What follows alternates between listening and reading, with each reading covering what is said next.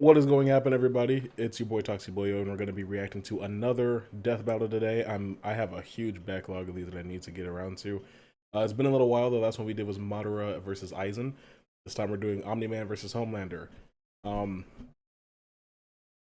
I, as somebody who has read Invincible and The Boys, not all of either of them. I read each one for about. I read The Boys for like a year, but it got too depressing for me to it's too anti superhero for me to enjoy it. Um I read Invincible for a while though. I read it from like I would say like '06, '04 to like 2010. So I have a lot of experience with Invincible. Um but from the standpoint of like a lot of people who only watch the shows, I've seen this debate come up quite a lot. The whole Omni-Man versus Homelander thing. People are really interested in that concept, and I get it. They're both like anti-Superman characters. Um, Personally, though, I don't really think it's all that interesting. Because the answer is pretty simple to me. But we're gonna see what Death Battle thinks, and we're gonna go ahead and do what it do in that regard. I really hope this is the right screen. It's not. That's fine. Give me 1 second. Up. Okay. I've also heard a lot of people voice their concerns with me not watching the bios at the beginning of the video. Like they think that can I? There we go. Like a lot of people have said to me that I should be watching the beginning parts of the videos to have context as to who wins. I would, but there have been plenty of death battles where that doesn't matter. You watch the bios at the beginning, and then you watch the death battle, and you watch the breakdown of who won, and it's three different stories. It does not always justify anything. It does not always explain anything. I'm going into this with the opinion that Omni-Man wins this fight pretty handily. I'm so sorry. Because Viltrumites are incredibly strong, and you also have to think about the fact that on Viltrum, only the strong survive. So not only is Omni-Man stronger than just about any hero from Earth, he's also stronger than most other Viltrumites. So yeah, there's some stuff with Mark that we'll get into probably in like season 4 of the show, but with what we have now, I'm pretty confident in saying that Omni-Man should win this fight pretty handily, but we'll see how it goes. All right, the combatants are set. We've run the data through all possibilities. It's time for a death Do you battle. think like since Amazon picked up both of these properties, do you think that there's some sort of like anti-Superman message that Jeff Bezos is pushing? Do you think he wants to be Lex Luthor?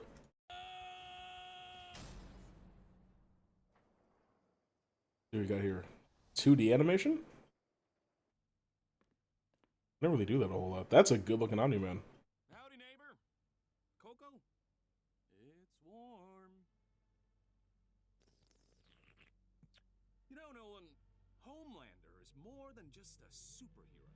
It might be cynical to say this, How but much you wanna bet? How much you wanna bet that's Elizabeth Shue's milk that he used for the hot cocoa? What was her name in the show? I can't fucking remember. a brand. And it's very important to me that that brand means something. And if I'm playing second fiddle to some goddamn alien, what's really the point, right? What do you think, Debbie?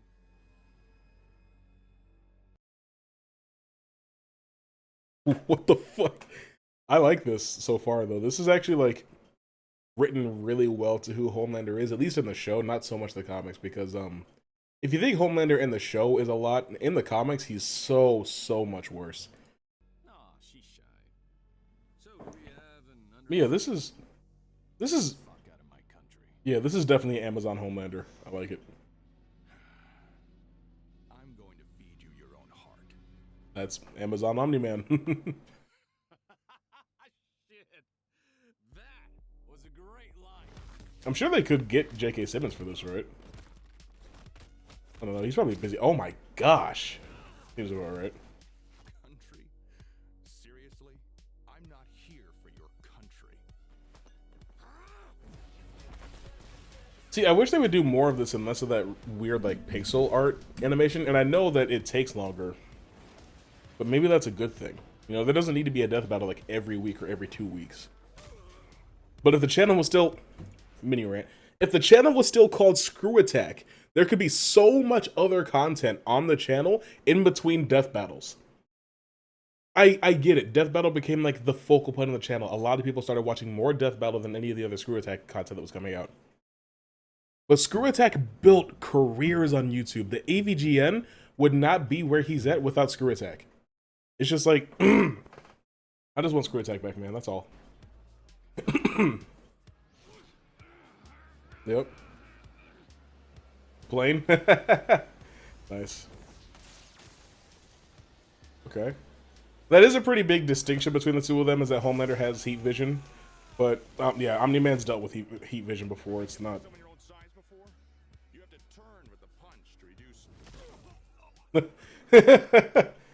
Like, I was in the middle of talking.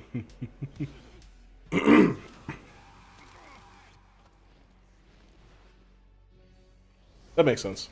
I'm fine with that. Oh my gosh. I will say, though, another distinction is that in the shows, we have not seen Homelander take damage. But that is because there's nobody in the boys that has shown up yet that scales to, or not scales to, but is relative to Homelander in power and has intended to hurt him, if all that makes sense. Season 3 is most likely going to change that. But in the case of Omni-Man, there are... The average hero in Invincible is stronger than the average hero in The Boys, I would say. Is that a fair assessment? Because, like, if you look at, like, the Seven versus the Guardians of the Globe before what happened to them happened, with the exception of Omni-Man, with the exception of Homelander, Black Noir, and Queen Maeve, most of the members of the Seven are pretty fodder. I guess maybe not Starlight, because isn't her skin like diamond hard? So that's pretty cool, I guess. Well, you know what? I guess so is Translucent. So I guess it's really just A-Train and Lamplighter. Don't worry about me too much. But like with the Guardians of the Globe, they're all really strong, except for what the hell is the Batman fellow's name? Like Red Rush, Green Ghost, the Martian, the Immortal, Warrior Queen. Why can't I remember? Whatever.